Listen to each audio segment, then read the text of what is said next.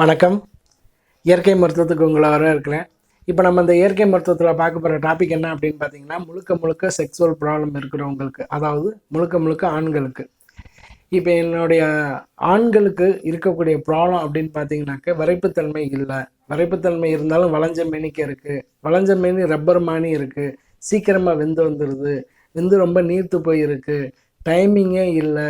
விரைப்புத்தன்மை முன்னாடி இருந்த மாதிரி எனக்கு இப்போ இல்லை. முன்னாடி ஏதாச்சும் ஒரு படம் பார்த்தாலோ ஒரு சின்ன வீடியோ பார்த்தா கூட எனக்கு நல்லா ஹார்டாக இருக்கும். இப்போ ஹார்ட்னஸே இல்லை. செம்மண் வந்து நான் விரைப்பு இல்லாத நேரத்திலே வருது. இந்த மாதிரி குறைபாடு இருக்கிறவங்களுக்கு இது வந்து ஒரு அருமையான அற்புதமான ஒரு மூலிகை மருந்துங்க. சரி, இதுக்கு தேவையானது என்னென்ன அப்படின்றத பற்றி பார்க்கலாம். இப்போ இதுக்கு என்னென்ன தேவை அப்படின்றத பார்க்கலாம். இது வந்து சாலாப் மிஸ்ரி.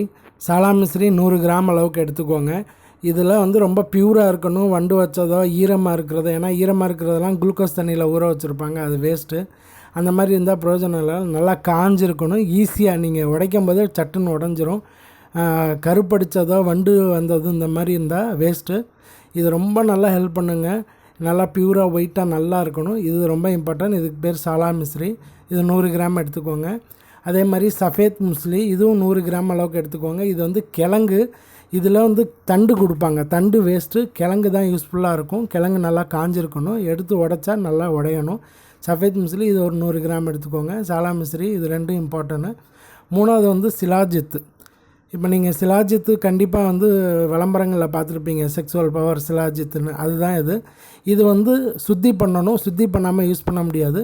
இது 50 கிராம் நீங்கள் எடுத்தீங்க அப்படின்னா சுத்தி பண்ணது போக ரொம்ப போனால் ஒரு 20 கிராம் தான் கிடைக்கும். ஸோ இது வந்து சிலாஜித்து. இது சுத்தி பண்ணி தான் நம்ம யூஸ் பண்ணணும். நாலாவது வந்து மிளகு. இந்த மிளகு, வெள்ளை மிளகு, நம்ம வீட்டில் எப்போயும் யூஸ் பண்ணுறோம் பார்த்தீங்களா, கருப்பு மிளகு, அதிலே இது வந்து வெள்ளை மிளகு. இது நம்ம அந்த ரத்த ஓட்டம் அதிகரிக்கிறதுக்கும் நல்ல முறையில் ஹெல்ப் பண்ணும். ஜாதிக்காய், இது எல்லாருக்குமே தெரிஞ்ச விஷயந்தான். இதை வந்து சுத்தி பண்ணணும். சுத்தி பண்ணாமல் யூஸ் பண்ண முடியாது.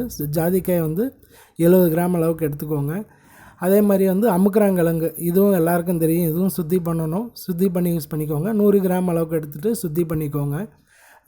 அமுக்குறாங்கிழங்கு வந்து என்னுடைய இதுக்கு முன்னாடி இருக்கக்கூடிய வீடியோலேயே பார்த்தீங்கன்னா தெரியும், சுத்தி முறை அப்படின்றது போட்டிருக்கேன். அதே மாதிரி வந்து நம்ம அமுக்குறாவும் சரி, சிலாஜித்தும் ரொம்ப இம்பார்ட்டன்ட் சுத்தி பண்ணுறது. இது வந்து முருங்கை பிசின். இதை வந்து நம்ம அந்த பட்டையை மட்டும் எடுத்துகிட்டு அப்படியே யூஸ் பண்ணிக்கலாம். இது வந்து தாமரை விதை. இதையும் கொஞ்சம் சுத்தி பண்ணணும். இது தாமரை விதை, தாமரைப்பூ வருது பார்த்தீங்களா, அதனுடைய விதை. இதையும் சுத்தி பண்ணி யூஸ் பண்ணணும். இது ஒரு 100 கிராம் அளவுக்கு எடுத்துக்கோங்க போதும். குறுந்தொட்டி வேறு, இது வந்து போதுமான அளவுக்கு நம்ம ஒரு 30லேருந்து 40 கிராம் அளவுக்கு எடுத்துக்கலாம். சுருள் லவங்கம்பட்டை. லவங்கம்பட்டையிலேயே வந்து சுருள் லவங்கம்பட்டை, இதுதான் மருத்துவத்துக்கு உபயோகப்படுத்துகிறது. இது வந்து 20 கிராம்லேருந்து 10 to 15 கிராம் எடுத்துக்கிட்டாலே போதும். இது வந்து அப்படியே நம்ம யூஸ் பண்ணக்கூடியது தான். நீர்முள்ளி, இதை நம்ம வந்து ஒரு 20 கிராம் அளவுக்கு எடுத்துக்கோங்க. இது வந்து என்ன அப்படின்னு பார்த்தீங்க அப்படின்னாக்கா, வெப்பால அரிசியும் இருக்குது, விதையும் இருக்குது. ரெண்டும் நான் சேர்த்து எடுத்திருக்கேன். இது வந்து ரெண்டையும் எடை அளவுக்கு எடுத்துக்கோங்க. இது வந்து பெட்மன் ஃபுல் கிழங்கு. இது அந்த கிழங்கு வந்து போன வாட்டி நான் காமிச்சது கட் பண்ணது, இது ஃபுல் கிழங்கு. அதே மாதிரி இது வந்து மூங்கில் உப்பு. இது வந்து 30 கிராம் அளவுக்கு எடுத்துக்கோங்க. இதெல்லாம் நல்லா டைமிங்க்கு ரொம்ப அருமையாக வேலை செய்யும். இது வந்து குங்கிலியத்தை பொறுத்தளவுக்கு சுத்தி பண்ணணும். சுத்தி பண்ணாமல் யூஸ் பண்ண முடியாது. சுத்தி பண்ணும்போது தான் நல்லா டைமிங் கிடைக்கும். குங்கிலியத்தை சுத்தி பண்ணி யூஸ் பண்ணிக்கோங்க. இது வந்து ரோஜா பூ காய வச்சு, நல்லா சுத்தமாக இருக்கிறது காய வச்சு யூஸ் பண்ணுறது. வந்து 100 கிராம் அளவுக்கு ரோஜா பூ, காஞ்ச பூவை வந்து எடுத்துக்கோங்க. நல்லா ஒரு குளிர்ச்சி, உடம்பு குளிர்ச்சியாக பண்ணும், டைமிங் கிடைக்கும். அதே மாதிரி பாதாம் பிசின், இது வந்து ஒரு 10 கிராம் அளவுக்கு எடுத்துக்கோங்க போதும், ஜாஸ்தி தேவையில்லை. பாதாம் பிசின் எடுத்துக்கோங்க. இது வந்து சல்சா பத்திரி. இது வந்து ஒரு 25 கிராம் அளவுக்கு எடுத்துக்கோங்க போதும், இது ஜாஸ்தி தேவையில்லை. இது வந்து கொஞ்சம் ரொம்ப குப்பையுமாக இருக்கும். அதை சுத்தம் பண்ணால் போதும், சுத்தி பண்ணணும்னு அவசியம் இல்லை. அதே மாதிரி ஓமம் வந்து ஒரு 25 கிராமே வந்து 20 கிராம் போதுமானது. இது வந்து டஸ்ட்டோடு இருக்குது. இதை சுத்தம் பண்ணி யூஸ் பண்ணணும். அதுக்கப்புறம் வந்து நமக்கு பாதாம், பிஸ்தா, முந்திரி, இதெல்லாம் வந்து ஒரு 50லேருந்து 70 கிராம் அளவுக்கு, இல்லை அதிகபட்சம் 100 கிராமாக எடுத்துக்கலாம். இது வந்து பிரச்சனை இல்லை. இது எவ்வளோ வேணாலும் நம்ம யூஸ் பண்ணிக்கலாம். முழு முந்திரியாக வண்டு வராததாக இருக்கணும். ஏன்னா சரியில்லாதது போட்டிங்கன்னா மருந்து கெட்டு போயிடும். நல்லா பியூராக, நல்லா வண்டு வராத ஃப்ரெஷ்ஷானது தான் எடுத்துக்கோங்க. பாதாமும் பிஸ்தாவும் வந்து ஃப்ரெஷ்ஷாக இருக்கணும். நல்ல முறையில் கொஞ்சம் காசு கூடுதலாக போட்டு வாங்கினீங்கனாக்கா நீங்கள் செஞ்சு வச்சாலும் 2 மாதமோ 3 மாதம் கழிச்சு கூட யூஸ் பண்ணிக்கலாம். இது எல்லாத்தையும் ட்ரை பண்ணி சுத்தம் பண்ணி சுத்தி பண்ணி எல்லாம் ரெடி பண்ணி இது மிஷினில் கொடுத்து அரைச்சா பவுட்ரு இதை வந்து நம்ம டெய்லியும் பவுட்ராகவும் எடுத்துக்கலாம். காலையில் ஒரு முறை, இரவு ஒரு முறை பவுட்ரு அளவுலையும் எடுத்துக்கலாம்.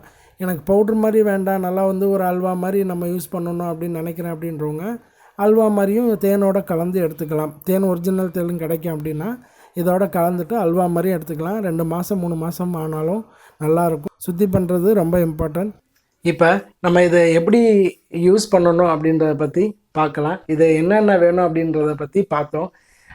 இப்போ பொதுவாகவே எல்லாமே வந்து நம்ம காமனாக யூஸ் பண்ண முடியாதுங்க. இந்த மூலிகைகளை பொறுத்தளவுக்கு வந்து ஒரு சில மூலிகைகளை பொறுத்தளவுக்கு சுத்தி அப்படின்னு சொல்லக்கூடிய ஒரு விஷயம், அதாவது சுத்தப்படுத்துறது. இப்போ நம்ம ஜென்ரலாக சுத்தம் அப்படின்போம், ஆனால் இந்த மூலிகைகளை பொறுத்தளவுக்கு சுத்தி அப்படின்பாங்க. இப்போ நான் என்னுடைய முன்னாடி இருக்கக்கூடிய வீடியோலேயே நீங்கள் பார்த்துருப்பீங்க. அமுக்கரா கிழங்கு அப்படின்னா பாலில் வந்து சுத்திப்படுத்தணும், பாலில் வந்து வேக வச்சு அதை சுத்திப்படுத்துகிற மாதிரி. ஜாதிக்காய்க்கு ஒவ்வொரு மூலிகைக்கும் ஒவ்வொரு சில விஷயங்கள் சுத்திப்படுத்தக்கூடிய இது இருக்குது.